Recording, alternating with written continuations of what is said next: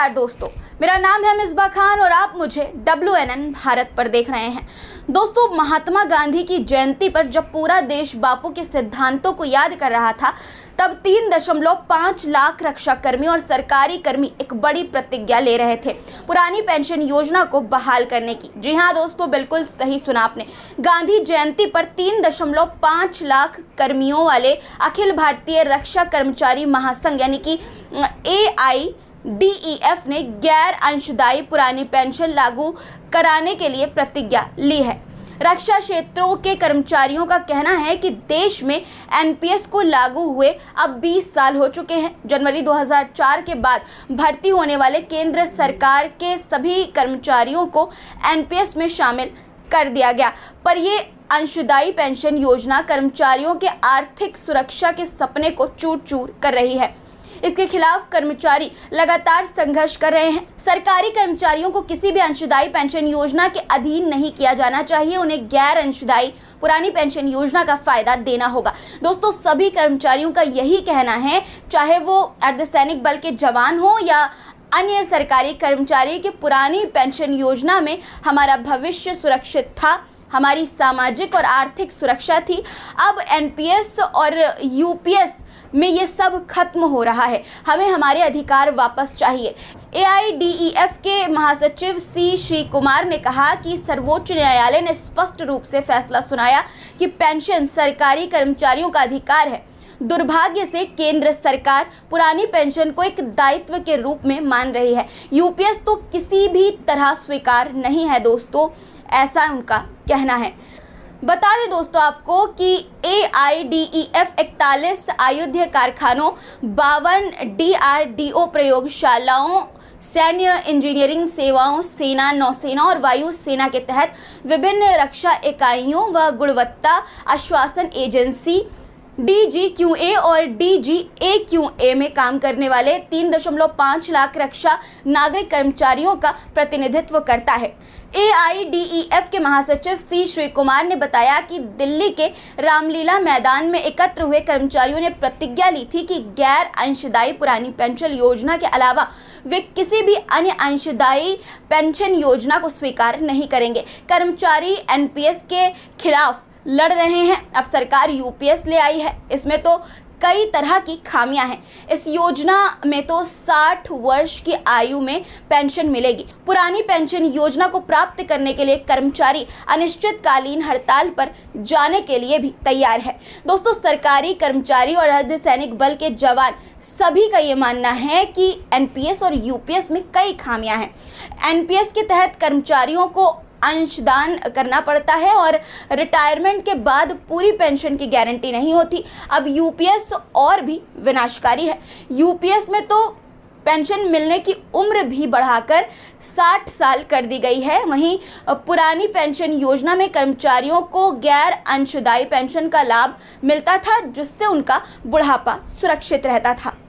दोस्तों, सरकारी कर्मचारियों द्वारा बनाए गए दबाव के कारण भारत सरकार ने NPS में सुधार के लिए तत्कालीन वित्त सचिव TV सोमनाथन की अध्यक्षता में एक समिति नियुक्त की थी। इस कमेटी की रिपोर्ट को AIDEF ने खारिज कर दिया था, यानी नकार दिया था। दोस्तों, वजह सरकारी कर्मचारियों की मांग NPS में सुधार नहीं बल्कि OPS लागू कराना है। कर्मचारियों को केवल गैर अंशदायी पुरानी पेंशन योजना की बहाली चाहिए। केंद्र सरकार ने अब 24 अगस्त को एक और अंशदायी पेंशन योजना, एकीकृत पेंशन योजना यानी कि UPS शुरू करने के लिए TV सोमनाथन समिति की सिफारिश को एक तरफा मंजूरी दे दी। दोस्तों, UPS तो NPS योजना से भी अधिक विनाशकारी है। AIDEF ने प्रधानमंत्री मोदी द्वारा केंद्र सरकार के कर्मचारियों के नेताओं के साथ बुलाई गई बैठक का बहिष्कार यानी कि बॉयकॉट किया था। दोस्तों, इस बहिष्कार के पीछे अहम वजह यही थी कि प्रधानमंत्री ने कर्मचारी नेताओं को OPS बहाली करने के लिए नहीं, अपितु UPS शुरू करने के निर्णय की जानकारी देने के लिए आमंत्रित किया था। AIDEF ने UPS को खारिज कर दिया है। एनपीएस और यूपीएस के खिलाफ लड़ाई जारी रखने और गैर अंशदायी पुरानी पेंशन योजना को हासिल करने का फैसला किया है। 2 अक्टूबर को एनपीएस और यूपीएस के खिलाफ आंदोलन की शुरुआत को चिन्हित करने के लिए एआईडीईएफ के बैनर तले देश भर के रक्षा नागरिक कर्मचारियों ने महात्मा गांधी की मूर्तियों के सामने एकत्रित होकर प्रतिज्ञा ली है। दोस्तों, इस प्रतिज्ञा में कहा गया है कि मैं एक रक्षा नागरिक कर्मचारी विनाशकारी एनपीएस और यूपीएस अंशदायी पेंशन योजना से मुक्त होने के लिए सभी संघर्षों और आंदोलनों में शामिल होने के लिए प्रतिबद्ध हूं। मैं सीसीएस पेंशन नियम 1972 अब 2021 के तहत गैर अंशदायी पेंशन प्राप्त करने के लिए सभी ट्रेड यूनियन कार्यक्रमों का भी समर्थन करता हूं। मैं ऐसे सभी कार्यक्रमों में भाग लेता रहूंगा। मैं प्रतिज्ञा करता हूं कि जब तक मैं गैर अंशदायी पुरानी पेंशन योजना हासिल नहीं कर लेता तब तक चैन से नहीं बैठूंगा। हम सभी सरकारी कर्मचारी इस वास्तविक और उचित मांग को हकीकत में बदलने के लिए एक है। अब दोस्तों, एआईडीईएफ उन सभी समान विचारधारा वाले संगठनों को एकजुट करेगा जो एनपीएस और यूपीएस दोनों के खिलाफ मैदान में है। एसएससी पेंशन नियम 1972 जो अब 2021 के तहत गैर अंशदायी पुरानी पेंशन योजना को प्राप्त करने के लिए आने वाले दिनों में राष्ट्रव्यापी आंदोलन की योजना बनाएंगे। दोस्तों, उत्तर प्रदेश से लेकर मध्य प्रदेश तक हर जगह सरकारी कर्मचारियों ने कैंडल मार्च निकाला और पुरानी पेंशन योजना की मांग को दोहराया। लखनऊ के S4 संगठन के शिक्षक और कर्मचारी अपनी 13 सूत्रीय मांगों के साथ गांधी प्रतिमा तक पहुंचे। वहीं भोपाल में भी कर्मचारियों ने नारेबाजी की। लखनऊ में गांधी जयंती पर संयुक्त संघर्ष संचालन समिति के बैनर तले कैंडल मार्च निकाला गया। दोस्तों, उत्तर प्रदेश ने S4 के शिक्षकों कर्मचारियों ने अपनी 13 सूत्रीय मांगों को लेकर पूरे प्रदेश के जिला मुख्यालयों पर गांधी प्रतिमा तक कैंडल मार्च निकाला। महासचिव आर.के. निगम ने बताया कि प्रदेश के सभी कर्मचारी पुरानी पेंशन योजना को लेकर संघर्ष कर रहे हैं।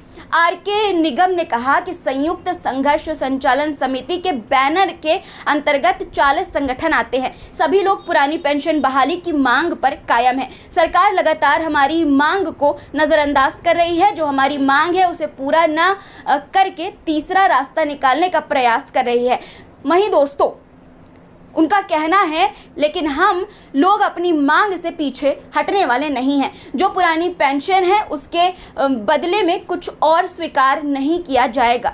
हाल ही में केंद्र व राज्य सरकार द्वारा यूपीएस का प्रस्ताव रखा गया, उससे सहमत नहीं है। किसी भी कर्मचारी को एनपीएस और यूपीएस नहीं चाहिए। इसके अलावा दोस्तों, राष्ट्रपिता महात्मा गांधी और देश के पूर्व प्रधानमंत्री स्वर्गीय लाल बहादुर शास्त्री की जयंती पर भोपाल में कर्मचारियों ने एक बार फिर ओल्ड पेंशन स्कीम की मांग की। शहर के एक रेस्टोरेंट में इकट्ठा हुए कर्मचारियों ने प्रदर्शन करते हुए एनपीएस और यूपीएस से बुढ़ापा सुरक्षित नहीं है ये नारे लगाए। दोस्तों, 50,000 रुपए वेतन प्राप्त करने वाले कर्मचारियों को कम से कम 25,000 रुपए की तो पेंशन ज़रूरी है और ये ओपीएस से भी संभव है, ऐसा उनका कहना है। उन्होंने कहा, कर्मचारियों ने नारेबाजी की और केंद्र एवं राज्य सरकार के कर्मचारी हित में निर्णय लेते हुए पुरानी पेंशन फिर से लागू करने की मांग की।